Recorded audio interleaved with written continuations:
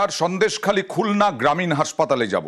30শে December মুখ্যমন্ত্রী মমতা বন্দ্যোপাধ্যায় প্রতিশ্রুতি দিয়েছিলেন এই হাসপাতালের আধুনিকীকরণের। দেখুন, আমি জানি সন্দেশখালীতে একটা রুরাল হসপিটাল আছে 30 বেডের, কিন্তু এরা অনেক দূরে থাকে। আমি ওটাকে 60 বেডের করে দিতে বলছি। যারা গর্ভবতী মা তাদের চিকিৎসার জন্য ওখানে সিজারিয়ানের ব্যবস্থা থাকবে, অপারেশন থিয়েটার সহ সব কিছুর ব্যবস্থা থাকবে, যাতে কাউকে অন্য জায়গায় যেতে না হয়। তাই এখানে আধুনিকীকরণের কাজ শুরু হয়ে গেল। একেবারে সূচনা হলো মুখ্যমন্ত্রীর প্রতিশ্রুতি পূরণ। মুখ্যমন্ত্রীর কথা মতো আজকে এই খুলনা হাসপাতালে নয়া রূপে চালু হবে একাধিক বিভাগ, 60 বেড করার পরিকল্পনা।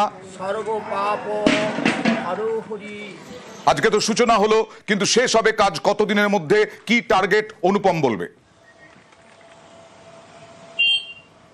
দেখো অয়নদা, গত 30শে ডিসেম্বর মুখ্যমন্ত্রী সন্দেশখালীতে এসেছিলেন সভা করতে এবং সেখানে কথা দিয়ে গিয়েছিলেন যে এই যে খুলনা হাসপাতাল একদম গ্রামের মধ্যে সুন্দর, এই খুলনা হাসপাতালকে আধুনিকীকরণ তিনি করবেন, প্রতিশ্রুতি দিয়ে গিয়েছিলেন।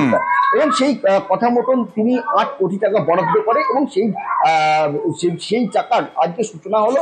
এখানে প্রসূতি বিভাগ চালু হবে এবং অর্থোপেডিক বিভাগ চালু হবে এবং এছাড়াও একাধিক বিভাগ এখানে চালু হবে, যাতে এই যে প্রত্যন্ত সুন্দরবন এলাকার যে সন্দেশখালীর মানুষ, তাদেরকে বিভিন্ন সময় কলকাতা বা বসিরহাটে। ঠিকই তাই, সেটাই তো মুখ্যমন্ত্রী বলেছিলেন, কিন্তু কতদিনের মধ্যে শেষ হবে এই কাজ? দেখো, এখানকার যে বিধায়ক সুকুমার মাহাতো বা হিঙ্গলগঞ্জের বিধায়ক দিবেশ মন্ডল, তারা যেটা বলেছে যে 1 বছরের 10 মাসের মধ্যে এই কাজ তারা সম্পূর্ণ করবে।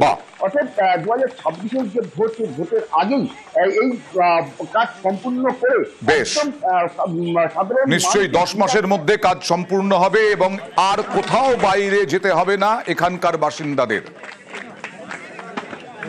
সন্দেশখালীর চিকিৎসা ব্যবস্থায় একদম উল্লেখযোগ্য কিছু ঘটছে। অর্থাৎ এখানকার মানুষদের আর কলকাতা বা বসিরহাটে রাতের অন্ধকারে ছুটতে হবে না, এখানে এলেই তারা চিকিৎসা পাবে।